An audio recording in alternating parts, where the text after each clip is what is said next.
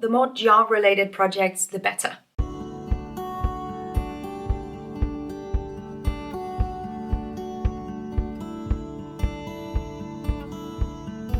Hello everybody and welcome back to my channel. My name is Gitte Marie. This is a vlog. This is the vlog series where I practice what I preach. So not only talk about what we should do, but show you guys what I do. And I have some interesting projects this week that I am so excited to share with you. So one of the best things that happened recently was that I found out that it is a trend. I don't know the whole world, but definitely seen a lot of Danish creators do this. Show their fridge in whatever state that it's in. I've been obsessed with fridge shots ever since I was at my peak, my highest zero waste aesthetic. Obviously in 2026 I am a lot more imperfect in terms of low waste, low plastic, zero waste. Like that whole aesthetic has changed a lot. So I thought, why not do a little fridge tour? Why not show you what, because it's trending. That's all the excuse I need. Here we have her, the fridge in all her glory. So it's kind of stocked now for the week. It's Monday, so we have everything that we need for at least the next 3 days. Probably 4 because we also have something in the freezer. Anyway, here I have my dressings. I cannot I need those big vegan dressings. I love them. This is for hot dogs and this is a little like creme fraiche ranch-ish kind of dressing. Aioli. We also have a tarragon mayo, sriracha, love. Next shelf, I have some ready meals. These are great because you get the glass that you can keep afterwards. Here I have tomato soup. Here I have some dessert. Back there I have some dal and some pumpkin soup. Love to have those on hand. These are just leftovers in the jars from the ready meals. And in the back we also have some condiments. This is where it gets controversial. I don't know. We have rye bread. My partner swears by it for breakfast. And silken tofu. I have my vegan slices here for sandwiches. Vegan cheese. Vegan deli slices, butter, yeast, more butter, chili, wonton wrappers in there. And then in this little glass container, my partner keeps his cheese. And then the rest of the things are vegan. Obviously, this is a Danish household, cannot go without. And then this is my favorite soda in the whole world. It is a raspberry soda from Harbo, which is also a Danish-owned brand. Love that. At the moment, I make these every week. They're like crunchy bacon bites made from pea protein. I put these on my salads and whatnot. Back there we have vegan yogurt, we have different kinds of vegan creams in here, leftovers, a little bit of lettuce, I have some refried beans in there as well, a little bit of guac. This little container, have some fresh prepped greens ready to go, sorry for the noise, in there as well. In here I have some prepped parsley, cabbage, pepper, love that. I found this in Sweden and I haven't tasted it yet, but it's like Helles, which is a very popular classic Swedish roe. But this is a vegan version. I haven't tried it yet. I'm scared. If you've tried this, let me know. Capers, all kinds of chili oils and salsa, more salsa. A little bit of a drinky vibe going on here. These are for cocktails. And then a little collection of plant-based milk. Oat barista with mocha, oat barista nothing, oat cocoa, and soy drink. So aesthetic. Anyway, this is my fridge. Hello. In the windowsill, I have my fresh herbs, I have tomatoes, and something I'm regrowing. I think that might be an avocado pit. And here's just a little honorary kitchen overview because I just cleaned it today. I'm very proud of myself. So yeah, I used the weekend to organize these drawers and now everything just looks perfect. Anyway, can you tell that I'm excited when something like this goes viral or becomes trendy? Like I love to see people's shit. I love to look in people's drawers. When I'm allowed to, when I'm told that I can. So this kind of content just, oh, I love that. If you don't feel that way, I assumed this part was really boring. The kitchen equivalent of pimple popping. This weekend, I went to the thrift store and I found something on Facebook Marketplace that I'm also really keen on showing you. So check this out. I have to be moving some things around here because I don't like the way the pictures are hanging now, and there's also an extra rug, but that's okay. Look at this dresser, including the mirror. I got this from Facebook Marketplace and this is so bloody gorgeous. But this is from the beginning of the 1900s. This is so gorgeous. We got it cheap because there is a lot of damage that has happened to this, so we will need to restore it a little bit, but it's perfectly functional really. We'll also need to find like some actual handles for it because those have all been removed, but that's okay. I'm trying to style it with some dried flowers, like this little arrangement. Then we're gonna hang the mirror and we're gonna do like a little picture wall on each side. Yes. In the thrift store, I found this little pillowcase that I can now fill with fabric scraps. There's like half a pillow in here, But then I take fabric scraps, like pieces of clothing that break beyond repair and you can't really recycle it. Like so little clothing is actually recycled. So I would much rather upcycle it at home. So I can put it in here and make a little fluffy pillow with my discarded fabric waste. How lovely. And then I found this bed cover also in the thrift store for like £3. And then I swear this is just my luck. I found some really lovely earrings, clip-ons. These are great, just my style. And just when I'm about to pay for them, I drop them on the concrete floor in the thrift store. How nice. So they broke. And they asked me, do you still want it? I was like, yeah, otherwise it's just going to be thrown away now because I broke them like a doofus. So I bought them anyway. Also because I'm the one that broke them. I feel like that was fair. So I'm gonna see if I can glue them back together because I really like them. I would love to wear them. Little dark 80s plastic moment. They gave it to me in this little box, which was really nice. So now I have a little gift box that I can use for trinkets, gifts. I'm just gonna see if I can repair these earrings really quickly while my food heats up for lunch. So they broke off in the most inconvenient way possible. So look at, it came off there. So there's a little plastic dinghy hanging there. We're gonna see if we can fix this. This is the action cam. What's the plan? My brain can't see a difference between trying to repair the shit and being held at gunpoint. I don't know why I'm so stressed. Does this even work? Oh, maybe like this. Am I an idiot? I was an idiot. Okay, it works. Fine. We're just gonna douse it in glue. I think that's the best option. There's glue on that one. Let's glue this also just for good measure. Once again, squeezing in the wrong place. Cool. This is incredibly small. I have no idea if this is gonna hold, but I think I found an angle where it's somewhat secured. And then I thought, okay, I'm already not doing my work. Might as well just also hang the mirror. I'm just using a single nail, and that might be unwise because the frame is solid walnut wood. But coming to you from the future, it's been a week and it still hasn't fallen down, so I think we might be good. I will try styling this corner for the next many days to see what sticks and what feels good. One thing I'm very happy with though is that I finally got to hang the bronze piece that I bought last year in Nürnberg. Let me know if you remember because that was in a vlog last year. I'm making a little lunch and I'm just excited to have pasta leftovers. Today my lunch is kind of giving food you would serve a toddler. We have some fresh greens, we have some tomatoes, we have some vegan meatballs and the pasta from yesterday. It's no secret that I would much rather have freshly boiled pasta rather than fridge pasta. But I undercooked it a little bit yesterday, so I think it's actually going to be good today. There we go. And get back to work.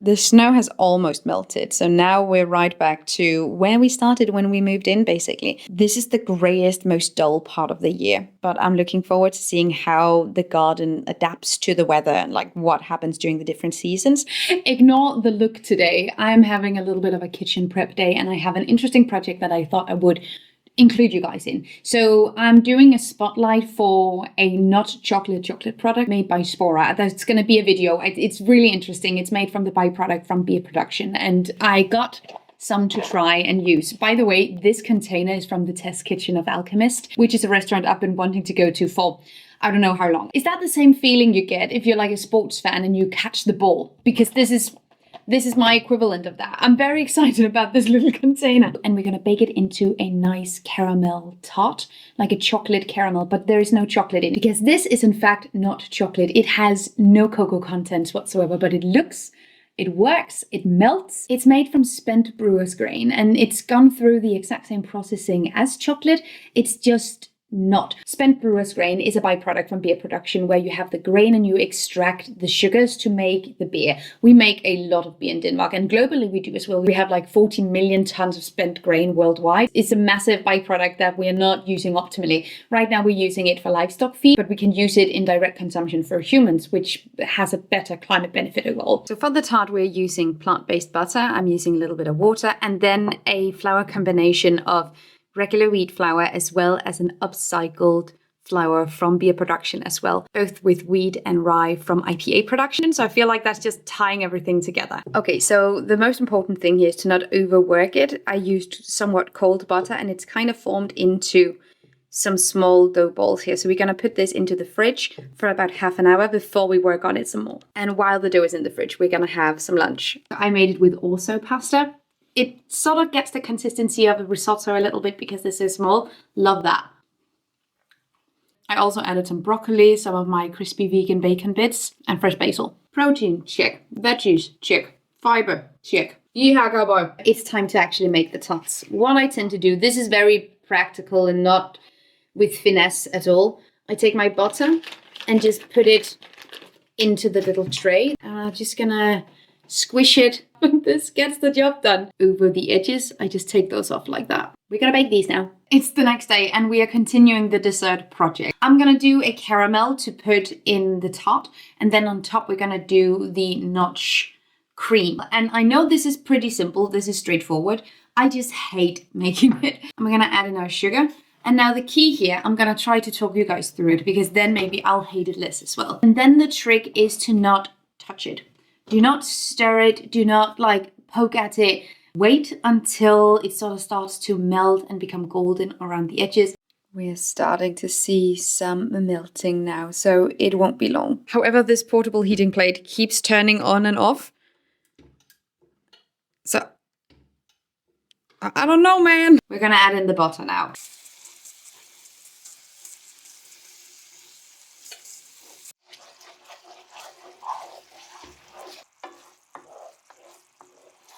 I actually ended up with quite a decent caramel. It's a little bit darker than I would have liked, but it doesn't taste burnt. Anyway, now I have all of this caramel. We're gonna taste it and then we're gonna pop it into the small tarts that we made yesterday.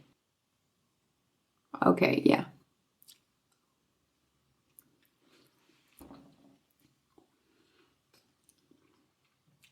Well, that is good.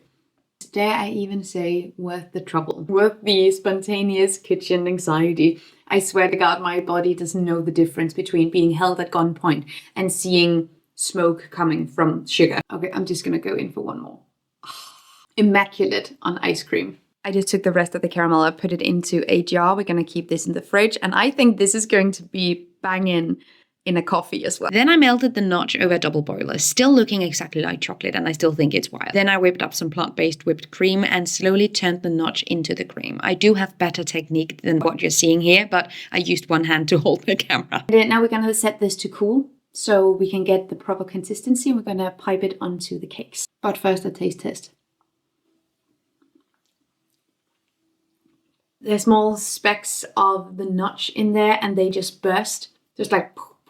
This is gonna be the tastiest thing. This is gonna be one of the most delicious desserts I've ever made.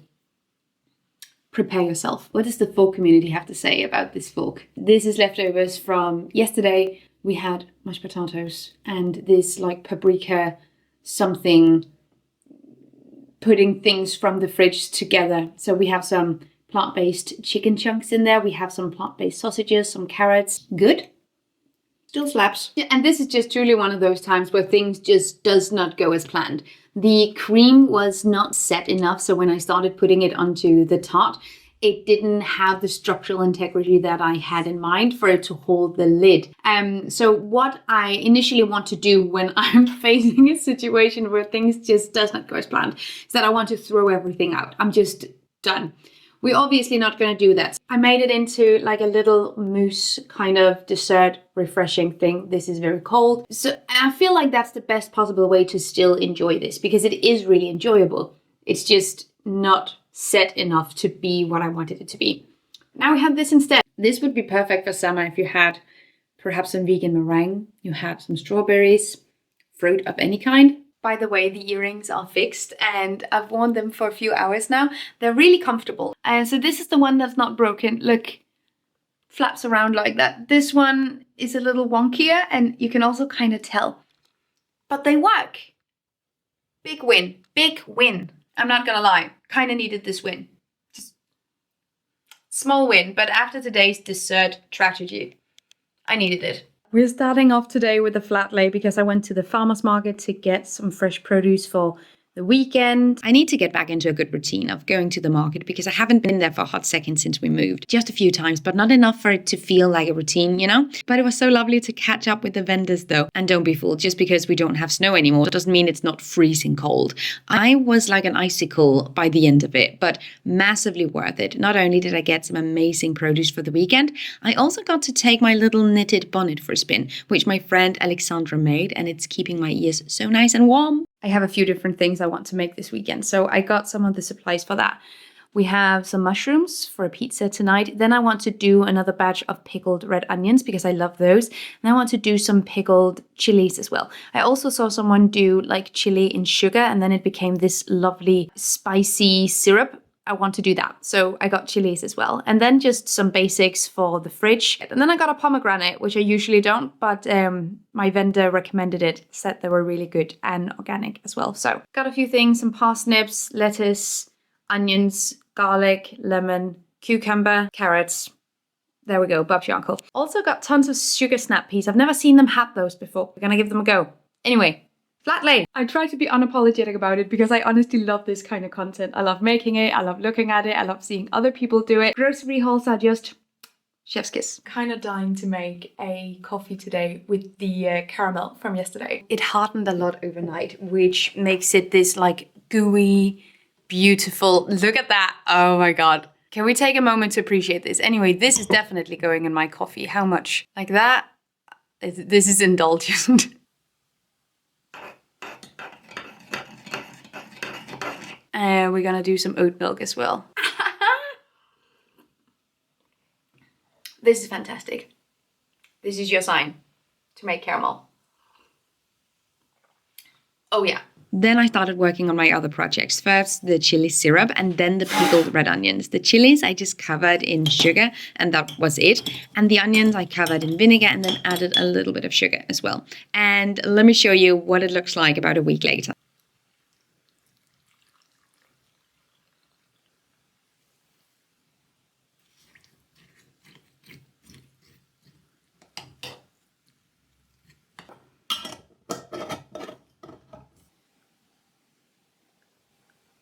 And look at that, it's Monday again. I want to show you what has happened with the onions, with the chilies, and some other things that I didn't show you the prep for, but they're also kind of finished. So let's talk about stuff that I'm making, food prep. Also, she's turning over a new leaf. I started labeling all my projects. So this is where we're at with the chilies. So ideally, all the sugar is going to completely liquefy like this. So I think we're just gonna give it time, but it's going there.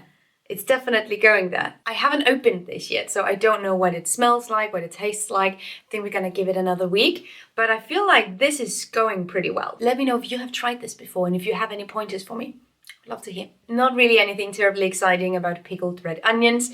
They look like pickled red onions. They're gonna go in the fridge, ready to use. Now, some of the things that I didn't show you the prep for, but I want to talk about now. First of all, we have homemade vanilla extract. So I saved all the vanilla pods from Christmas, both from my household as well as from my partner's family's household.